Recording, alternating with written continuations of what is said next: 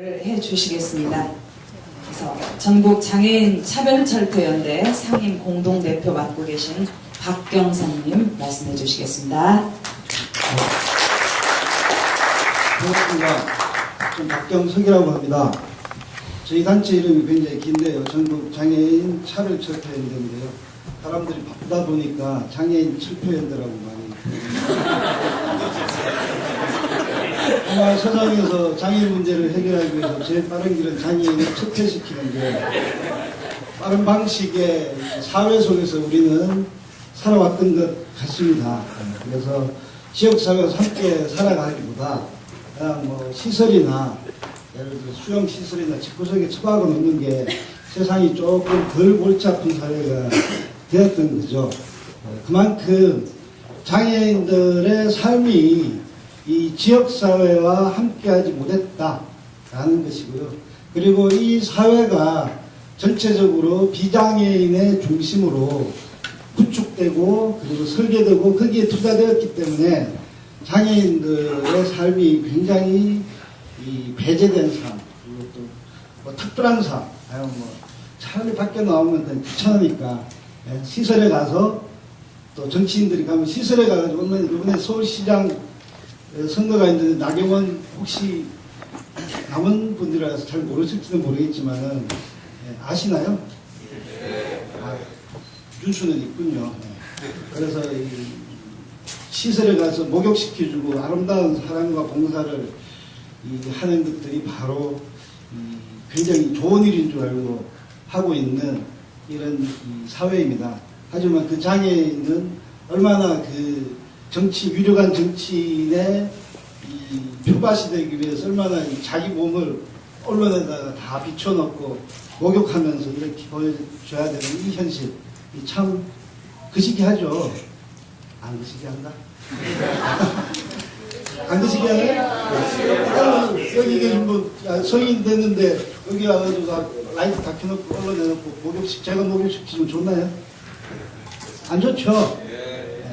저는 이 자리가 그런 기분들이 조금 들기도 합니다. 한쪽으로 서자니 장애인의 이동권을 좀 보장하지 않는 것 같고 또 한쪽으로 서자니 환경운동의 가치를 또 무시하는 것 같고 그래서 어디서 줄 설지는 잘 모르겠습니다.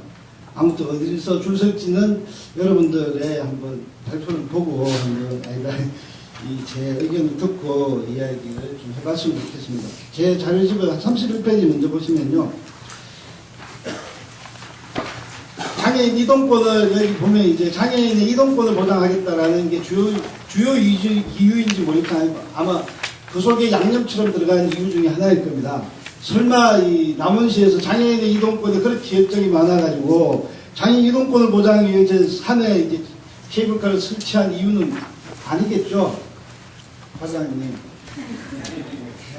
그것 때문에 이 축자사자 목숨의 가치를 걸고 하시는 이유는 아닐 거라고 저는 생각을 합니다. 그냥 하다 보니까 장애인들도 좀 도와주겠네라고 어디선가 누군가가 한마디 했겠죠. 그래서 아마 그것도 좋은 거야. 그러면서 굉장히 아름답게 이제 시작하시는 가치 중에 하나로 이야기하는 것 같습니다. 그런데 장애인 이동권 같은 경우에는 이동권이라는 낱말조차도 별로 없었습니다. 이게 2003년도에 만들어진 겁니다. 그전에는 장애인 이동권에 대해서 이동권이라는 것조차도 몰랐습니다. 이게 만들어진 배경이 장애인들도 사회에서 살아가기 위해서 대중교통을 이용하자, 버스 좀 같이 이용하자고 하면서 장애인들이 이동권 보장하라고 하고 2001년도에 서울에서 오이도역에서 장애인 떨어져 죽고 나니까 그래서 막 싸우니까 그래서 장애인 이동권 투쟁을 하고 난 뒤에 이렇게 법률이 제정되고 난 뒤에 이렇게 만들어진 거고 네이버 사진에 보면 2003년도에 신조어라고 해서 장애인의 이동할 권리 이런 거 적혀 있습니다. 참 재밌는 그죠. 장애인 이동권 처음에 이야기할 때 아저씨 이름이 이동권 아저씨예요. 뭐 이렇게 이야기를 했던 그런 기억들이 있습니다. 그래서 장애인의 이동권이 이야기되기 시작했고 그리고 지역사회에서 함께 살아가기 위해서 건설교통부나 국가에서 교통약자 이동편의증진법을 만들고 거기에 따라서 대중교통의 버스를 도입하라라는 것이 5개년 계획에서 2011년도까지 31.5%를 국가에서 계획 소식을 내놨습니다. 그리고 장애인들이 또 특별하게 탈 수 있는 특별교통수단을 45.8%를 2011년도까지 이렇게 하라라고 했는데요. 한번 봅시다. 저기 자료 보면요. 전주시 전라북도 한번 봅시다. 쭉 보면요. 그리고 남원시가 참 선두를 달리고 있습니다. 총 43대 버스에 법정 대수 14대인데 0%를 하고 계셔가지고 여기에 조금 더 신경 쓰시지 왜 올라가지도 못하는 케이블카 뭐 이거 지리산에다 이렇게 열정을 보이시는지 정말 감동스러운데요. 요거부터 좀 신경 쓰는 게 어떨까라는 좀 이야기부터 좀 시작을 드리겠습니다.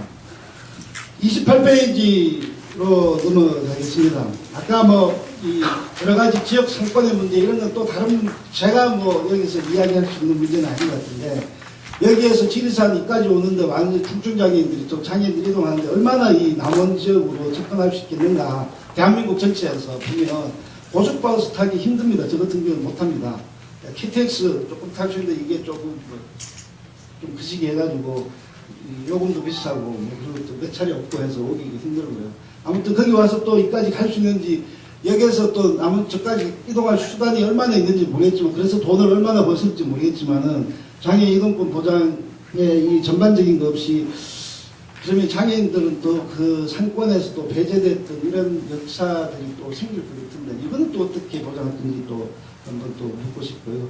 또 하나는 아까 여기 계단 여기 오는데 여기 지역사회에서 생활하는 것 아닙니까? 그렇죠? 안 그렇습니까? 여기 와야 될 권리 없습니까? 있습니다. 대답을 안 하셔야 되는데. 있습니다. 있으면 뭐 저쪽에 돈 많이 투자하면 뭐 여기 조금 투자해서 엘리베이터도 좀 설치하고 계단도 좀 설치해 주시는 게 먼저 좀 고민해 주시면 참 좋지 않을까라고 생각을 합니다. 그리고 이제 이 케이블카 논쟁을 보면서 저희가 이 SSM이라는 영어로 이야기 죄송한데 슈퍼 마켓이라고 혹시 아시나요? 네. 홈플러스 아시죠? 이게 동네 구멍까지 다 들어가 서울에 다 동네 구멍까지 다 죽어가고 있어요. 그래서 그때도 그 논리 때 이런 이야기했습니다. 그 홈플러스가 좀 삐까뻔쩍합니다. 들어가면 굉장히 삐까뻔쩍하고 뭐 물건도 많고 그리고 또 장애인의 접근권을 아주 잘 해놨어요. 동네 구멍가게는 자본도 없고 하니까 요 계단도 많고 구멍도 좁고 이러니까 휠체어탄 장애인 접근이 힘들거든요. 그런데 이제 홈플러스가 그 동네 구멍가게를 잡아먹으려고 내세운 이유 중에 하나가 장애인의 접근권을 보장한다. 그러면서 또 이 장애인들한테 돈 몇 푼 줘가지고 거기 반대하니까 거기 또 반대 피켓 들고 막 하는데 그런 것들하고 같이 이 논쟁에 좀 비춰지는 모습을 보니까 좀 서글프기도 합니다. 그래서 이 어떤 돈 벌기 위한 하나의 수단으로서의 장애인 이동권을 생색내기로 이야기하기보다 정말 장애인의 이동권의 보장이 무엇인가를 좀 진지하게 성찰하는 기회가 됐으면 좋겠다라는 것이고요. 그런데 뭐 꼭 그걸로만 이야기하면 또 이 여기 나온 차이가 좀 막 성토하는 분위기만 되는 거 아닐까. 그렇지 않고 저는 가치와 가치의 충돌이라고 생각합니다. 장애인의 이동권의 문제, 그리고 지역사회에서 함께 살아가는 권리의 문제, 그리고 비장애인 중심으로 구축된 이 접근권의 문제는 누구도 침범할 수 없는 권리의 문제라고 생각을 합니다. 그런데 이것을 그냥 정부의 논리와 개발론자의 논리에서 그냥 자본의 논리에서 하나의 치장거리로 돼가는 이 부분에 대해서 그냥 아니다 라고 이야기하기에는 또 환경운동이나 이런 쪽에서 장애 이동권이나 이 접근권의 문제도 좀 진지하게 고려해야 될 문제 중에 하나가 아니냐라고 생각을 합니다. 이 인권의 문제를 주로 다룰 때 가치 판단들에 따라서 굉장히 충돌되는 지점들이 많이 있습니다. 문화재를 서울에 많은데요. 여기도 많겠지만은 구경할 때 경복궁 구경하고 이럴 때 굉장히 힘듭니다. 접근하기 힘든데 여기 제 자료에 보면 여기 29페이지 자료에 보면 프랑스의 경우 베르사유궁 같은 경우에는 이제 엘리베이터를 설치하기도 하고 독일에는 이제 서면에 장애인용 화장실도 있고 뭐 이런 것들 장애인 시설들을 갖추고 가고 있는데요.